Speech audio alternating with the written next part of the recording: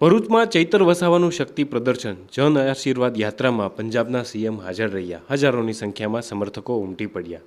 ભરૂચ લોકસભા બેઠકના ઇન્ડિયા ગઠબંધનના ઉમેદવાર અને રેડિયાપાડાના ધારાસભ્ય ચૈતર વસાવાની ભરૂચ ગ્રાઉન્ડ ખાતેથી ભવ્ય શોભાયાત્રા નીકળી હતી, જેમાં પંજાબના મુખ્યમંત્રી સહિત અનેક આપના મોટા નેતાઓ જોડાયા હતા. રેલી દરમિયાન પંજાબના મુખ્યમંત્રી ભગવંત માને ભારતીય જનતા પાર્ટી પર આકરા પ્રહારો કર્યા હતા.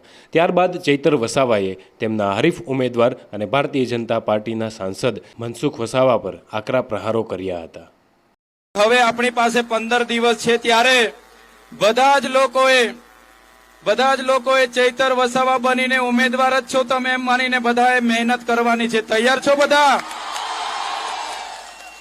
આપણી મધ્ય દિલ્હીના મુખ્યમંત્રી શ્રી અરવિંદ કેજરીવાલજી આવવાના હતા, પણ એમને ખોટી રીતે જેલમાં પૂરવામાં આવ્યા છે. ત્યારે આપણે જેલનો જવાબ આ વખતે મતથી લેવાનો છે, મતથી.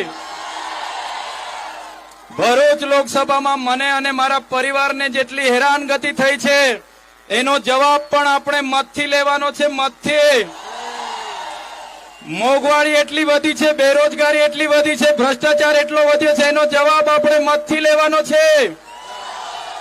આપણને કોરોનામાં હેરાનગતિ થઈ છે, નોટબંધીમાં હેરાનગતિ થઈ છે, નર્મદાના પૂરમાં હેરાનગતિ થઈ છે, એનો બદલો આ મતથી આપણે લેવાનો છે.